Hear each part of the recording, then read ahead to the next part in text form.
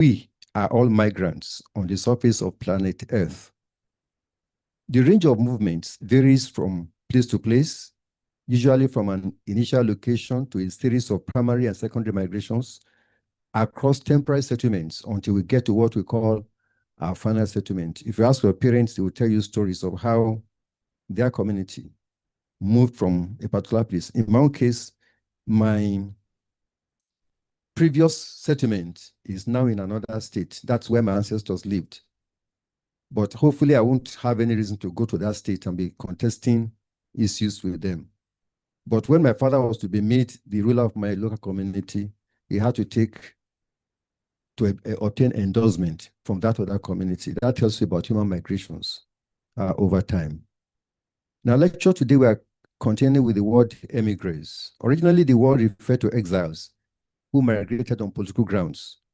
But over time, it has become a generic term for all migrants leaving their homeland or countries of origin. In this presentation, I've abbreviated countries of origin as COO, as opposed to countries of residence, COR. So if I mention COO, please understand we are talking of the homeland, and COR as where they are now domiciled. Emigres become a diaspora when they settle in clusters in defined spaces and have a distant homestead as a referent. Depending on what caused their migration and the volume of their exodus, they could be classified as militant or pacifist, embedded or exclusive in their new homes. They could also emigrate in stages while losing or retaining elements of their primary identities.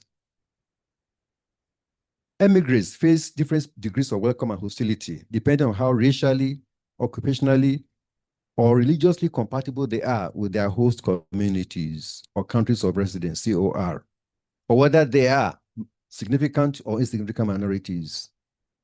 It also depends on how long and how well it takes them to adapt to these new environments and to thrive in them. Eventually, some prosper as individuals on the basis of their skills or by virtue of strategic marriages and business partnerships, or even of membership of dominant popular religious or social groups. Diaspora is a covenant label or catchword for substantial migrations and settlement of peoples in other people's lands and cultural settings. They are also products of migration and settlement, self-exclusion in the country of residence, retention of natal identities, and pursuit of group goals. They are warranted by forced migration or voluntary migrations for a better life. We may classify emigres and diasporas into 1, enforced, or 2, voluntary, and the motivation varies widely. When you get this paper, you're going to see details of those groups, and I can mention them in passing. The Jews, the Black Africans, the Armenians, the Kurds, the Chinese, who are known as Chinese coolies, Indian indentured servants, French Huguenots. If you go to South Africa, there's a place called Franschhoek. That was where French Protestants who were driven away from France settled in South Africa, and their descendants are still there today. So the town of Franschhoek was where they settled in large number, and you could see traces of France in that place. We also have the Irish, who fled brutal English colonialism and potato farming to resettle in America.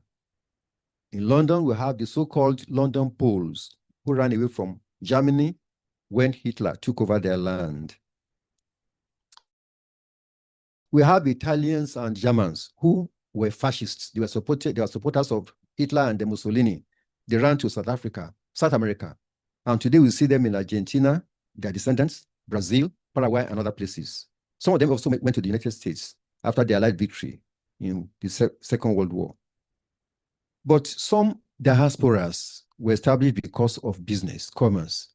And that's why in West Africa, you have the Jula and the Hausa speakers across West Africa as they engaged in gold, cola, and cattle trade. We have the Lebanese also in West Africa who came because of business. Across Europe and the world, you have Jews, Swiss, and Italians who were into banking. And across Africa, particularly East Africa, you had Omani Arabs and Indians. But these Emigres and the diasporas were united by ethnic and religious affiliations, which permitted formal and informal commercial transactions based on mutual trust. In those days, they didn't need to have credit cards. If you just mention somebody's name in Kano, that man's name will give you credit in Kumasi or anywhere else. That was the strength or the benefit of diasporas. I also want to call attention to the fact that diasporas could also be instigated by the state. For example, Meiji Japan in the 19th century instigated their own diaspora by sending their students abroad, and they were all over the world. And Japan adopted a policy of learning from countries regarded as the best in any field. For example, they sent people to Britain because Britain was the best in Navy. They sent people to Prussia, who later became Germany because Prussia was the best in infantry. They sent people to the Netherlands because the Dutch were regarded as the best in port engineering. They sent people to France because France was the best, according to them, in law and local government administration. And of course, they sent people to America to understudy the Americans because they thought or they felt or believed that the Americans were best in business. That was how it went. And on the other hand, in addition to sending students abroad, they also sent state delegations, ministers-led delegations. And that was the Wakura mission of 1871-73 that spent 2 or 3 years abroad just understanding the West. The whole purpose was, let us understudy the West to catch up with the West and overtake the West. And you can see that it worked out for Japan. In modern times, since the 1970s, you could see the rise of China. That was because Deng Xiaoping had a vision of doing what the Meiji Japanese did. And that's today now you can see China is the world power number 2 in the world. But it wasn't the case in 1970. How did that happen? Through this dedicated strategic way of sending or creating diasporas in foreign countries. And apart from those study tours, they also invited experts from those places to teach, to train local people in those skills. The point here is that there is the unspoken truth about the diaspora. That diaspora it undertook for China, it undertook for Japan, it undertook for India, that the diaspora undertakes both knowledge acquisition, which is important, which everybody knows about, as well as technological and industrial espionage. They went and stole industrial and technological skills, knowledge, with which they enriched their homeland. We can go on and on and on. Let's come to Nigeria now. I'm skipping some sections because of our time, because many of you are more interested in figures than in words. But as I told you, you are here with me today, and there are things we need to learn from the other side of the campus. What about Nigerian migrations? And here I'm going to talk about 3 phases, or maybe 2.5 phases, because there's one that is unfolding now. 2 phases of Nigerian migrations. That was the first phase that took place, that began in the 19th century. And of course, continued throughout the period of British colonial rule. I've called that phase the JA phase, J-A, JA, not Japa now. The JA phase, and JA in this context will mean venture out. That was the time when bright people, know that word, these were intelligent people who did not have access to university education in Nigeria because there were no universities in Nigeria up till the 1940s when Ibadan was established as a college of the University of London. So they went to America, to Britain to study. So in that JA phase, particularly in the 1930s, 1940s, and even to the 1950s, they went abroad. Some were sponsored by their parents who took loans from cooperative societies. Some were sponsored by ethnic unions. You might not have heard that name before. There was a Justice Udodoma, a notable jurist in Nigeria in the 60s and 70s, who was sponsored by the Bibio State Union. The Igbo State Union also sponsored a lot of people at the time, if you go into the books. But there was also a University of West Africa in Sierra Leone, what they call Furube College, which was where, before Ibadan began to produce the graduates that we needed. People went there. And I mentioned 3 names here. Michael Adekunle Ajashin, governor of Ondo State in 1979 to 1983. James Oduola Osuntokun, the minister under Akintola, who was also initially an action group person. And the principal of my school, Joseph Adedoto Adeniyi. These are all products of FBC. So throughout the colonial period, they didn't have access to air travel. They traveled by ship. Some of them even stowed away. That is, they went there as illegal passengers and they survived, particularly those going to America. If you read the story of Azikiwe Zik, you are going to hear more about that. And there was a popular ship, MV Oriole, that traveled between Lagos and Liverpool to take them back and forth. The aim at that time was to catch what they called the golden fleas. This was a story from ancient times about people looking for something difficult to get and coming back. And that was why, as soon as they acquired those degrees and certificates, they never stayed there. Because the whole purpose was to come back and show people back home that they had actually got the golden fleece. And in many communities, young children were made to line up to welcome them as heroes who had brought laurels back home. That was the story, even up to the early 1960s. And that trend continued until 1982 when Nigeria ran into a crisis. And that was when we had the beginnings of Japa. Japa, of course, will mean break loose or break away for good, as opposed to venture out. Venture out means venture out and come back. Here, break loose and break loose to family. The reason for the exodus of the mid-1980s, as soon as SAP was introduced in 1986, for those of you, unfortunately, a lot of people in this room were just either young or not even born at that time. We all know what happened. But let me just stress this. Initially, you had medical doctors who went to Saudi Arabia and university lecturers. Some of them went to the West, many of them went to America, and they're still there now. But some also went to Botswana because the Botswana currency, the pula, was very strong, perhaps the strongest currency in Africa at the time. And there are stories I would have loved to tell you about the experience of those who went to those places. They came back rich, and we are coming to that issue of remittances very soon. So in recent times, as you know, JA became JAPA, and the reason for that is all well known to us. We have mass poverty, about 40% of Nigerians living below the poverty line. We have high unemployment. These are things we are living through and living with in Nigeria. Insecurity and conflict in many parts of Nigeria. We have mismanagement and systemic corruption. We have lack of basic facilities, and of course, crises in the education system or endless strikes. However, phase 3, we also have a small trickle of returnees from the diaspora, the Jakpada phenomenon.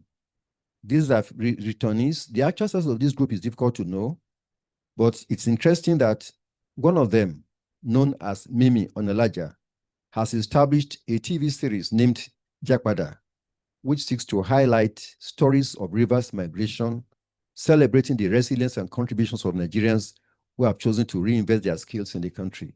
I will not dwell on that but one of them, 2 of them, Kofo Ogunyankin and Yemi Johnson, who left their bases in the UK and US, have now established first cardiology consultants in Nigeria, meaning that we're going to see an example of somebody who did that in India shortly, meaning that what people call brain drain could also be brain gain, and now has moved into the territory of brain circulation, which is exactly what I'm looking at next before I conclude my presentation. The concept of brain drain was initially coined in the 1950s, and that was to describe the movement of British scientists to America. People moved at that time as they're moving now because of the attraction of better pay or better working conditions.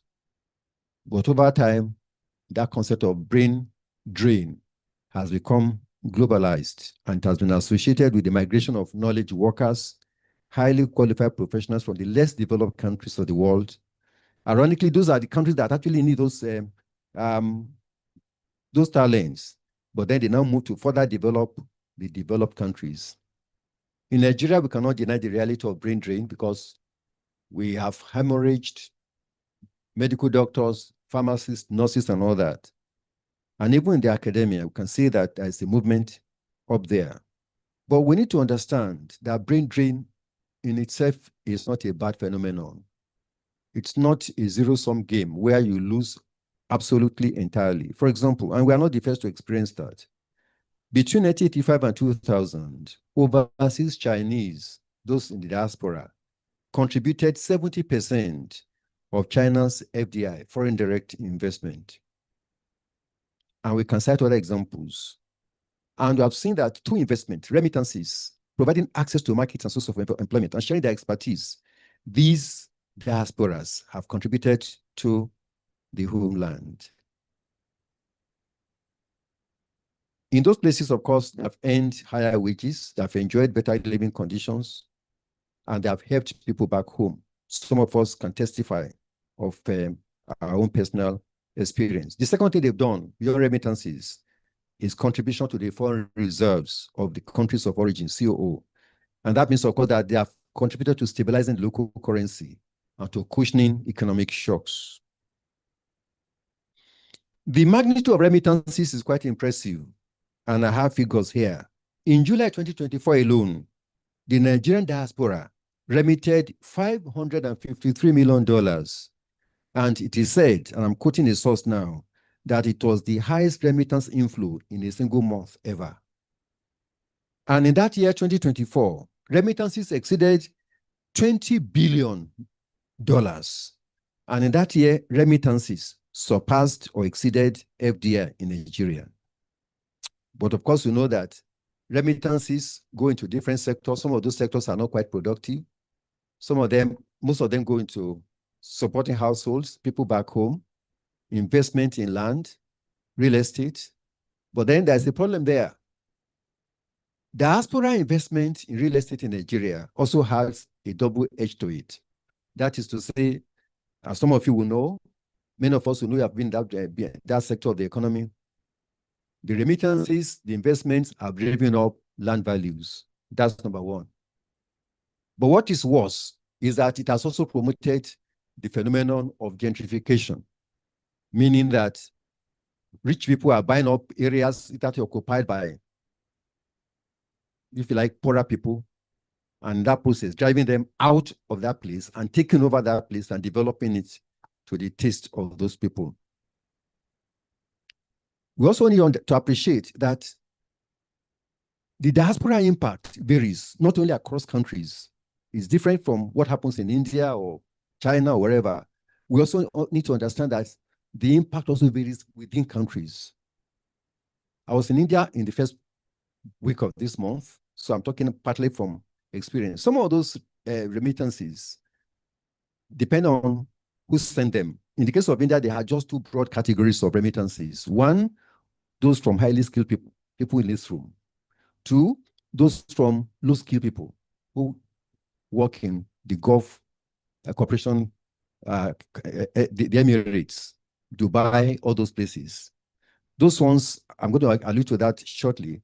Those ones are actually drawn from particular states. For example, Nigeria, if you say, forgive me for saying so, where are most drivers from?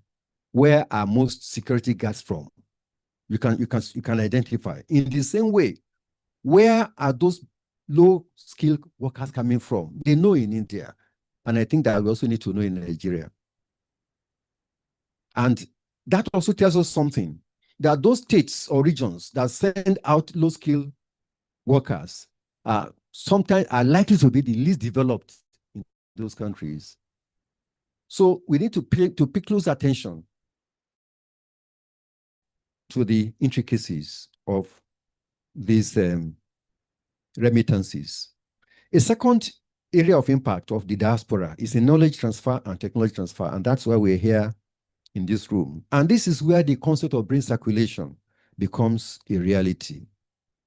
We're going to draw examples now as I go to the next section, possibly the penultimate section of this presentation, to highlight the whole concept of brain circulation, which is where we should be focusing now. At the core of brain circulation are the professionals or knowledge workers who have been described as, quote, the most important elements and the driving axle of brain circulation, unquote. In fact, Indians call the exchange of ideas and expertise between diaspora and the CO, what do they call it? They call it social remittances. The other one we are used to is the financial one, but here they're talking that, look, we have able to delineate it as a category in itself, social remittances. So I'm going to cite examples from Ghana in Africa, Chile, in South Africa, China, South Korea, and India. If there is time, maybe I just spot them and then move on so that I could conclude and so that I can reflect on what we have seen or heard.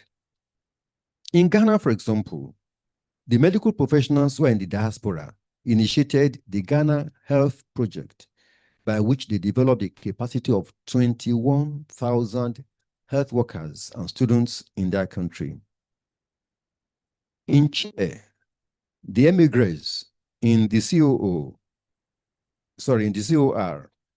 set up the Chile Global, the Talent Network for Innovation.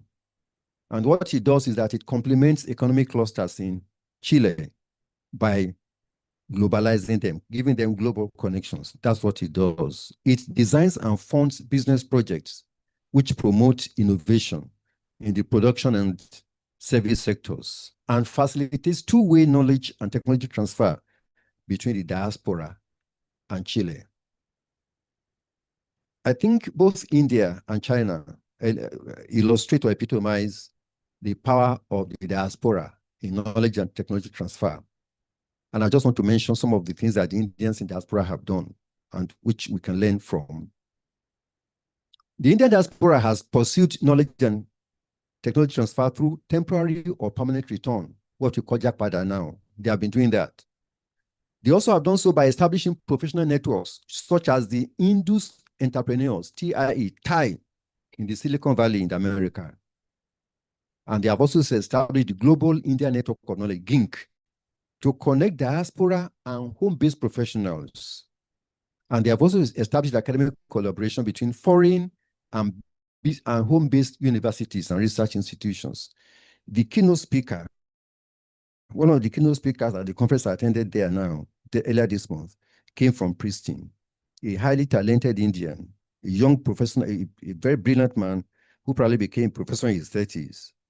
A globally acknowledged, that's not what they give them in mathematics. Some of you know here, he got it. Yeah, it's at Princeton University. So you could see that synergy between the COO and the COR, facilitated by these diaspora elements.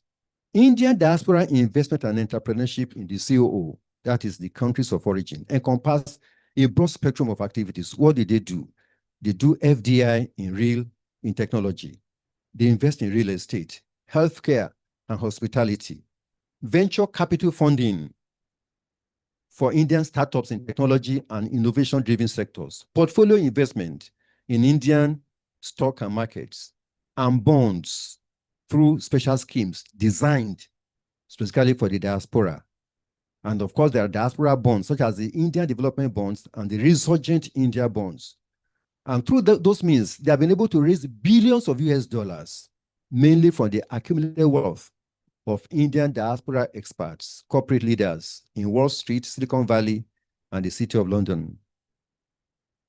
Indian diaspora also leveraged its engineering and entrepreneurial successes in America's Silicon Valley to develop the IT sector in targeted cities in India, such as Bangalore and Hyderabad. And they made those cities, they transformed them into globally connected technology hubs. We can do that here as well. The Indian diaspora in Antwerp in Belgium went there and practically took over the industry. Today, India has taken control of that industry. And this was an industry where they were outsiders. But because of the influence of the diaspora, they were able to do that.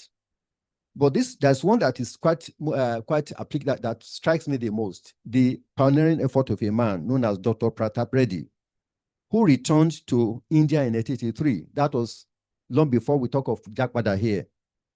He established a 150-bed private hospital in Chennai. And of course, that hospital now became a group, the Apollo group of hospitals, comprising 50 hospitals, those hospitals contain 8,500 best places now.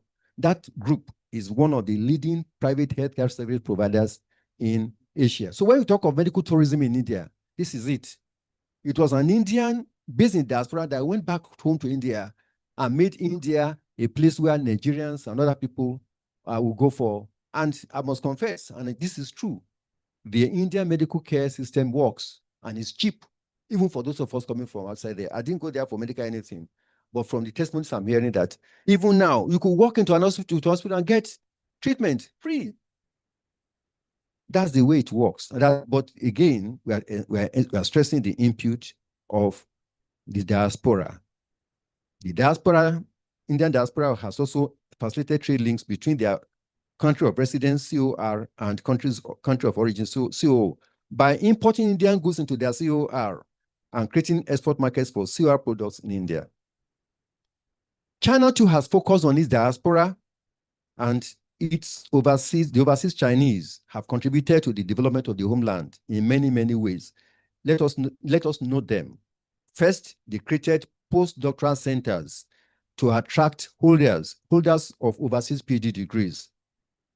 They designed and implemented regulatory policies on incubators in high-tech zones for the diaspora. They established world-class universities and created special research funds and special conditions of service and conditions of living and employment for the journalists. That is, they targeted them. What do you know? What do you want? What will make you stay in this country? Okay, you need a good estate. They created an estate for them. Employment, they did something for them, all in an attempt to bring them back. And bringing them back has really worked to the advantage of the nation. So China launched a scheme. They call it Serve the Nation Without Returning to the Nation. And that scheme focused on 7 activity types that could help the nation.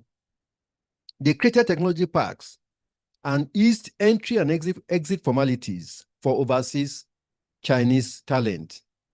The Chinese also established the All China Federation of Returned Overseas Chinese, ACFROC, to facilitate brain circulation. They also created special economic zones and export promotion zones to attract FDI, technology and skills from the diaspora. In short, the Chinese diaspora helped in promoting entrepreneurship and generating knowledge spillovers, which culminated in building local manufacturing capacity. Korea also did the same.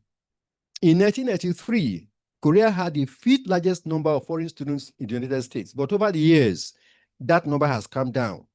And the reason is that most of them started returning home. So why would they do that? Of course, those returning were scientists, engineers, and other highly skilled nationals in the diaspora. What helped them? What encouraged them? The local economy be developed, and we can see the results here in Nigeria. The country increased spending on research and development, R&D. And of course, the country developed deliberate schemes to attract talented persons from diaspora. And what they also did, they also established a green card scheme to attract foreigners to come and help the Korean economy.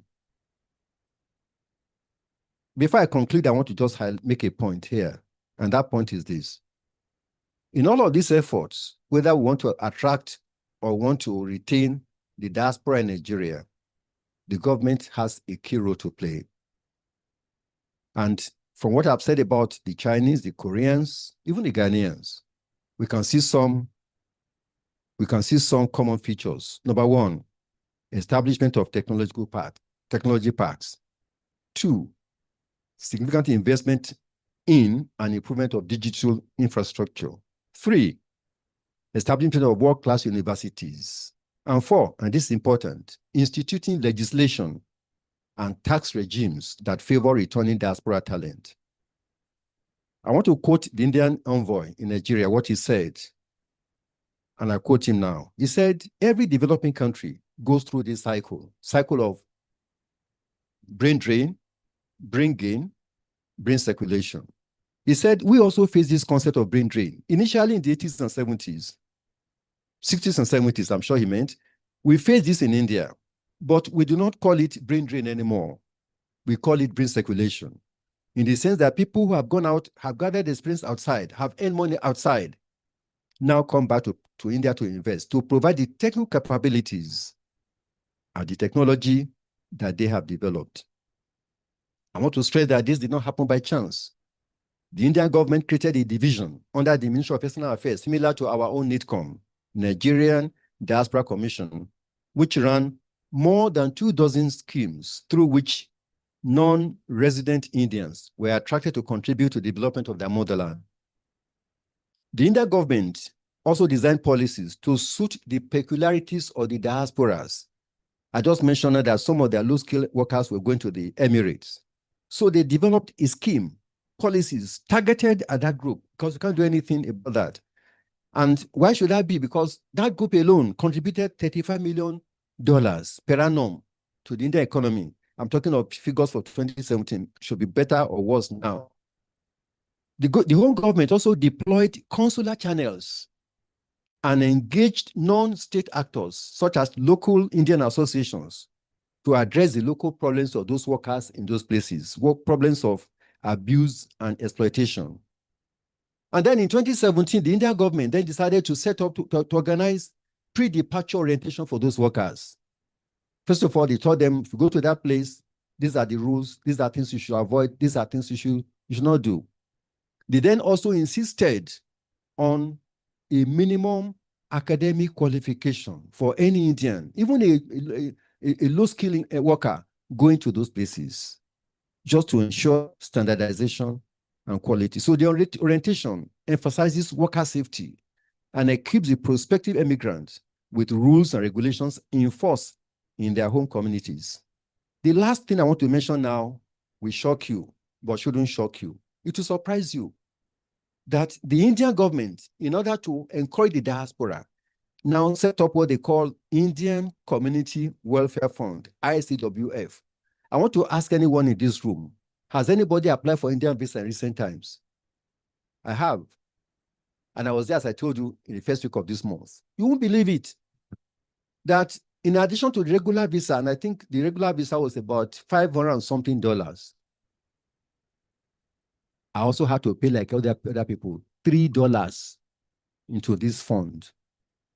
In other words, the Indian government insisted that every person coming to India must contribute to the welfare of Indians in the diaspora.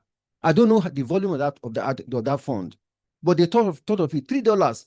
And as I applied, I paid the visa fee in a separate account. There was a separate account for the ICWF. I don't know whether this is a good policy or a bad policy, but since nobody has taken them to court, and since this is sovereign prerogative, it is something that Nigeria too should do. And I'm happy to say that Nigeria too, in 2018, established the NITCOM, Nigerian Diaspora Commission, as an agency of the Ministry of External Affairs. What I need to stress, and this is important for us to take home, is that state governments are also keen into this vision. I'm going to cite an example of a state now. As for our NITCOM, I have details of what they have done. And one of the things they've done, which I should acknowledge, is they have now, they've created a portal. They call it a diaspora data mapping portal to capture Nigerians. I don't mean capturing thereby to take them to prison. Capture the data, because in the future they might be involved in e-voting, overseas voting. But for now, that portal captures, and it's voluntary, nobody is being forced to do it, captures the data of anyone that wants to connect with the homeland that's based in a foreign country. So that is something that they have done, and they have started with Euro-Asia. That is, they're looking at it from Australia to Asia now. Hopefully, by next year or subsequent years, they move to other parts of the world, which I think is a very wonderful initiative. The people in the diaspora, of course, have expectations, which I've listed here. And one good thing about this NITCOM, possibly because they have this is my opinion, a very proactive chairperson, that is Honorable Abikeda Brerewa. They complained about taxation and all that. And recently, just this year, she and the chairman of the Presidential Fiscal Policy and Tax Reform, Satai Woidele, now had an interactive session with them when they were asking questions, and their concerns were about what happens. And let me just mention their concerns now. Possible taxation of remittances, they raised that. Double taxation treaties with other countries, and the implication for non-resident taxation, income taxes on diasporas, real estate investments, and properties of retired Nigerians in diaspora willing to come back home, and of course, the issue of small business enterprise. The Nigerian government committed to levy no taxes on remittances and investments, and quote, I'm quoting them, and I hope that they hold on to that pledge, a transparent and fair tax system that encourages both local and diaspora engagement in national development, unquote. Let me cite the example of Cross River before I conclude my address. Cross River State, it is possible that other states are involved, but I have information on Cross River and I'm putting it here. If you have instances maybe from your state, I don't know about my state, maybe you know about your state, you can let me know so that I can include it in my final draft. Cross River State exemplifies active sub-national engagement with the diaspora by establishing its diaspora commission to connect with its foreign-based citizens. At a recent investment forum that attracted diaspora delegates from 18 countries, the state government solicited contribution to the development of the state, especially, that's important, you must tell them, we want to investment in this area, not just everything and anything at any time. In specific areas, agriculture, tourism, and infrastructure. And this is the summary of what the state government told them. I want to quote now. Quote, do not send remittances, send ideas. Do not just build houses, build industries. Let us move from diaspora narrative to the developer narrative, unquote. I want to conclude now. My conclusion is that diaspora engagement is no zero-sum game. That is to say, it is not a question of somebody taking all the benefits and leaving the other one destitute. I'm quoting two authors here, and they said, quote, the contribution of US-based Indian managers to a spectacular surge in information technology and related services in India is an exemplary win-win situation in which the migration of highly skilled professionals benefits both the sending and receiving countries, unquote. I'm making the point that it depends on how we manage or engage the diaspora. It is important for us to find out how many of those people are interested in returning to Nigeria or retiring in Nigeria. It is also important for us to know whether we want them back, because sometimes Nigerians are hostile to these emigres. And sometimes some of them are celebrated as heroes, some are stigmatized as traitors. Going back in time, in the Sakoku era in Japan, when the country shut its doors, says, no, we don't want anybody. There was a law that if anybody stayed longer than so period, you should not come back to Japan. We shouldn't do that here now. But that is also what some ultra-nationalists want us to do. They're always welcome. So we need to optimally harness our returning diasporas. And how we do that will determine how much we can benefit from them. We can learn from Korea and learn from China, as we have done here today. The government of the COO, the countries of origin, has a big role to play in proactive cutting and harnessing diaspora resources. In the case of Nigeria, the federal and state government should identify and address issues that could deter Japada by creating special economic zones for their capital and real estate investment, granting import or customs rebates for those willing to return for the long term, and improving social infrastructure, stable electricity, portable water health facilities, and security. There should be a regularly updated database of the diaspora citizens with a special focus on two categories. Category number one, the second generation of diaspora who might not have any direct connection with Nigeria, and the elderly among them preparing for retirement. The second generation diaspora born or raised in the COR could be attracted by organizing a coordinated semester abroad in the CO, that's Nigeria, for those in high school and universities in coordination with local institutions. NGOs and social workers should also be involved in this process of cultural immersion or re-immersion so that they can have emotional ties with Nigeria. Consular services should also be positioned to focus directly on the diaspora, as is done by Mexican consulates in America. What they do, the details are here. But more significant than policy is the role of patriotism or lack of it on the part of governments and the emigres. In all successful cases of diaspora management leading to brain circulation, both the government and emigres placed the homeland first. The development and glory of the homeland, in this case Nigeria, is captured by the Japanese concept of kokutai. I've written a paper on that and it's here in this university. This, in my own opinion, is the greatest driver of circulation. On the one hand, the COO government provides the emotional, psychological, institutional, and enabling settings for diaspora return and investment.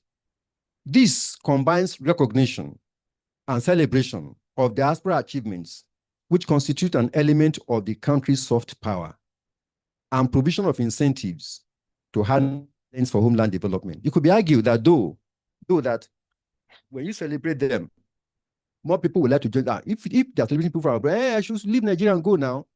But we have to prepare ourselves for that, to pay that price, that as they're getting successful, others may be tempted to join them, but we can never lose all of them.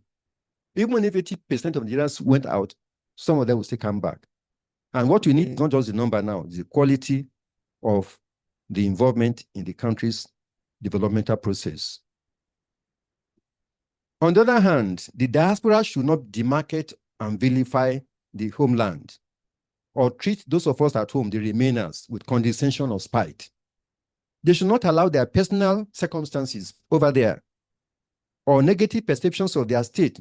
My own state is Ondo now, or yours could be anywhere, or national governments back home to be the fodder of social media demonization of everybody back home.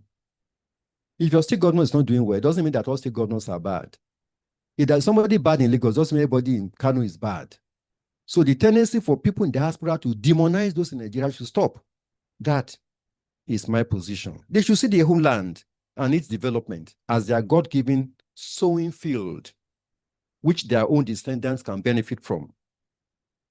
In the Nigerian case, emigres know that the homeland is the best place to live in the twilight years, where social and cultural safety nets ensure that nobody dies forgotten in an old people's home, as is the case in where they are now. In any event, success for emigres is only measurable and enduring when the fruits of diaspora endeavors, like those of a successful hunt, are brought home to be shared with and celebrated by kinsfolk and friends. I'm from a hunting family.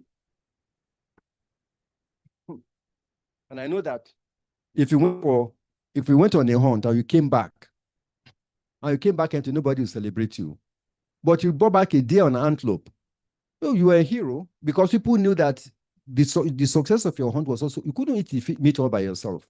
That's the case with a diaspora. So whatever they achieve overseas is not relevant. It's not celebrated until they bring that in here. And then we will celebrate with them and share in their joy. In the end, diaspora is an asset if it is well managed. Japa should not be seen as a dirty word, though its short-term effect could be negative in terms of creating knowledge and competency gaps in the home country's economy and society. However, it gives cause for concern, as has been noted for India, that economic benefits of diaspora engagement are not even distributed across states. In India, for example, Kerala, Gujarat, and Punjab receive disproportionate shares of remittances and diaspora, and that's true.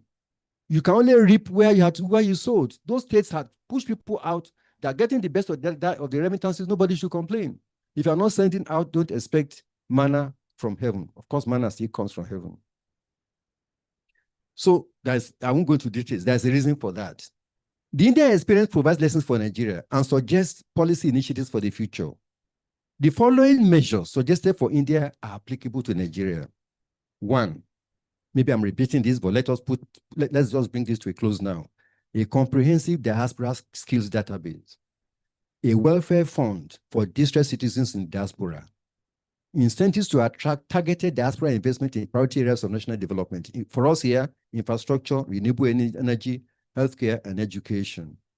Digital platforms for more effective connections with global diaspora, and strategies to channel diaspora contributions to uplift the less developed parts of Nigeria. More should also be done to invest in the education sector and improve living conditions for both those who remain and those willing to return. Nigeria, like India, could make the best of the reality of Japa and the prospects of Japada in the face of unrelenting exodus of critical human and material resources from the country. Going forward, we shall align diaspora engagements and benefits to our national priorities.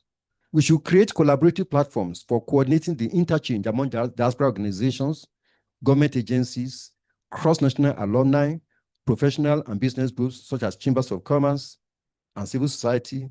And we should develop metrics for tracking, measuring, and evaluating remittance and non-remittance diaspora contributions. And we should also share ideas across the board. Chairman, sir, convener, ladies and gentlemen, I close on this note, and this is my final word. If well managed, Japa, or if you like Japada, or both of them, could be a blessing in disguise. I want to thank you for your patience. God bless you.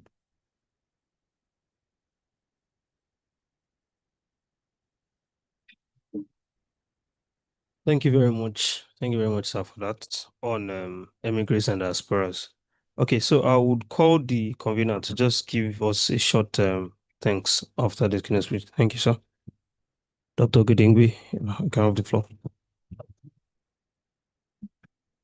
Thank you very much. I want to make the vote of thanks a very special one. So I'm not going to be the only one to do that. First, before we get into that, I want to apologize that we started a bit late because of a lot of setup, and I know that our online audience also might be wondering, why we didn't start by 10. So, but still, we are trying to ensure that we still close this opening ceremony by 12, maybe like 15 minutes extra with this special vote of thanks. What we've tried to do to cut the time is to match a lot of activities together, so we can see that we quickly go into the citation and the keynote speech. So we want to match the welcome address and the goodwill message with the voters' thanks together. That's a unique one. So I'm not going to be the one to do that alone. I have my senior colleagues here. I have the host of the Smart Research Conference here. That's the Dean of the Faculty of Engineering. And that I also have my senior colleague in the Department of Mechanical Engineering also here. So each of them will come in turns to just give a unique vote of thanks, welcome address, goodwill message, whatever you want to call it. So we say like a combo stuff we want to give together. Once they do that, then I will summarize the vote of thanks. So first and foremost, let me call to the podium my dean. That's the Faculty of Engineering, Professor Adeosun, is ably represented here by Professor Oshoba. Yeah, welcome.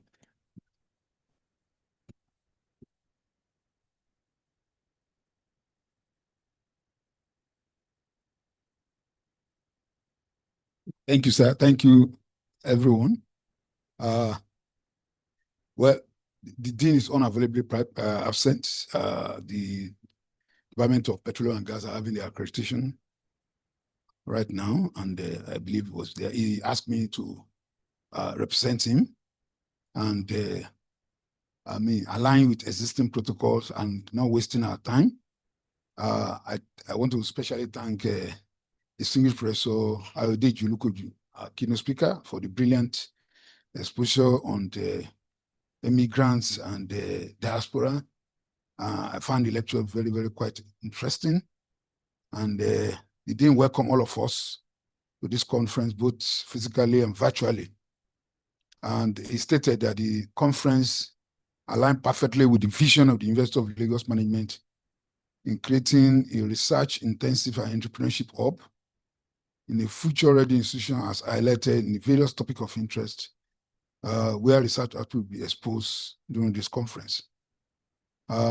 Even the effort at conducting the conference in a hybrid format, is happy that all of us will be able to learn from each other and look forward to the discussion over the next few days. He expresses gratitude to the organizing committee that have made this event possible and thanks everyone for contributing to the presentation and discussion. He ended his remark with Peter Drucker's quote, which said, "Shaping the future is associated with risk, but it is far less risky than leaving it on trial." And this ably applied to the SMART conference. Therefore, looking forward to an interesting agenda and inspiring presentation and discussion. On behalf of the Dean, Professor Samson Andioshun, I welcome all of us to SMART 2025 conference. Thank you.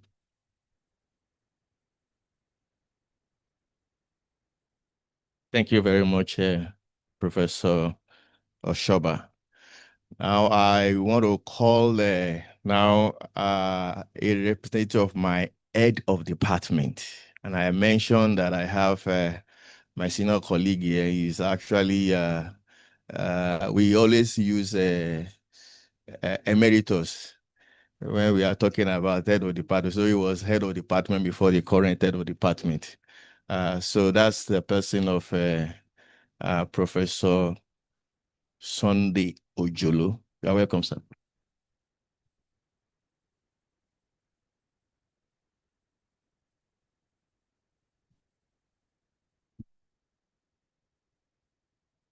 Yeah. We're in afternoon now. Good afternoon, everybody. So I want to first appreciate the organizer of the conference and participants from all over the world, both virtual and on-site, and more especially the keynote speaker, Distinguished Professor Ayodeji Olukoju. We have known for many years, and we are still in touch. Professor Olukoju is a distinguished scholar of many parts, and he has contributed to different levels of education in Nigeria. And you could see from the presentation, very enriching and impactful. We could see that we can learn a lot of things from this phenomenon, the Japa and Japada. You see our minister is one of the Japada, Minister of Education, Japa before, and he has Japada now. So whether you Japa or Japada, you should contribute to national development. That is the key of his presentation. And I was reading, I think, NBS, National Bureau of Statistics, the quantum of remittances from this phenomenon. A lot of foreign remittances come into Nigeria. And it's really, it may not directly affect the nation, but individuals' life are better. If somebody sends you $100 now, it's a lot of money. And you can imagine some people do that consistently, like a salary every month. And they do it for different things. Some NGO are funded from these remittances. And a lot of things that are done in Nigeria through this phenomenon. So what the takeaway from here is that whether you Japa or you Japada, contribute to national development. Thank you very much. Thank you very much, Professor Ojolu. Now, in rounding up the vote of thanks, I just want to again appreciate our distinguished Professor Olukoju, very much Professor of History, and then you can see all the dynamics that he has given to the phenomenon. Now, most of us here are engineers, and as you know that the organizer is from Department of Mechanical Engineering. As engineers, we want to design this concept of brain drain with a technological view, particularly in terms of the digital age in which we find ourselves. And that's the concept of this SMART, how we can demystify brain drain beyond the context of someone travel out or send remittances.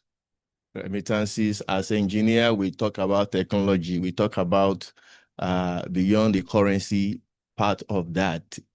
We talk about even if we import developed technology, we need to maintain those technologies. Most of the time, when we cannot maintain those technologies, they become moribund, and we have a lot of such equipments like that we cannot really maintain because the personnel to maintain them are not there. So we want to bring out a technological solutions to this, and that's exactly the focus of the technical presentations that we have.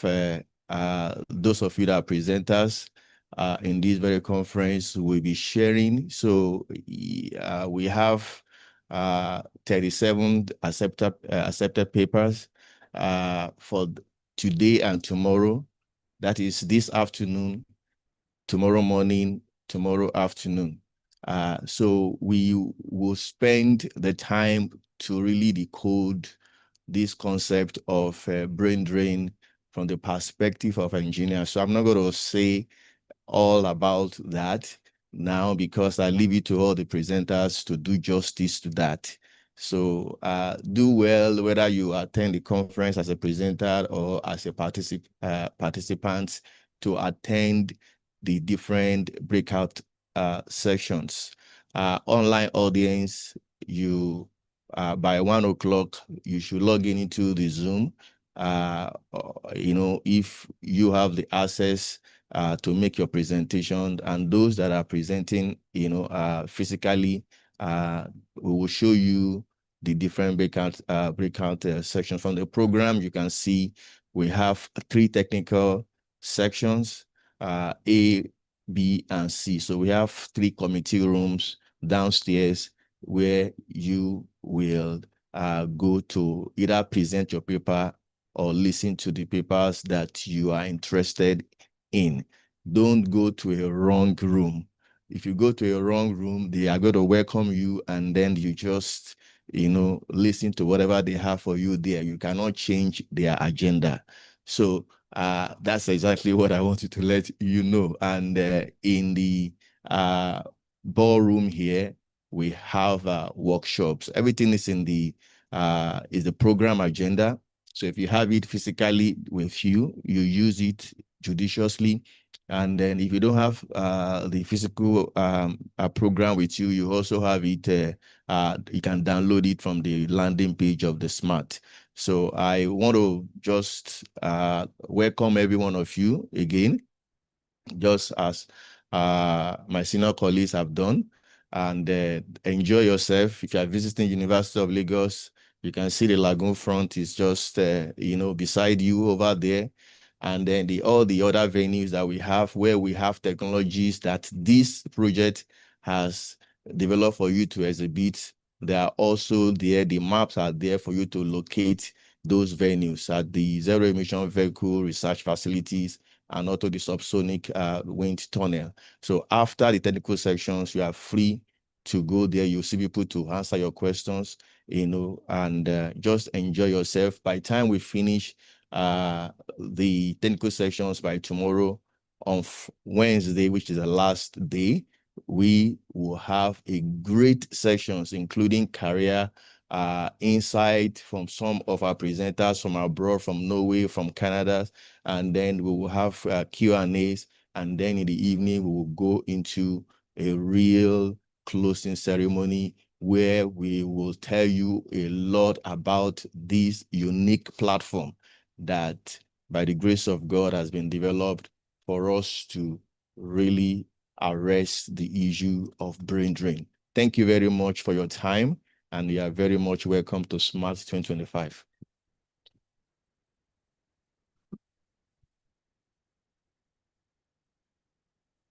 Thank you very much, everyone, for listening so far. And I mean, we've been doing a great job, both our physical audience, rather, and the online audience. So shortly after this, we are going to be proceeding into the technical sessions. We are going to be proceeding into the technical sessions shortly after the break. So the technical sessions will start by 1 p.m. So those online should also please hold on, and by 1 p.m. you can join. So thank you very much, everyone.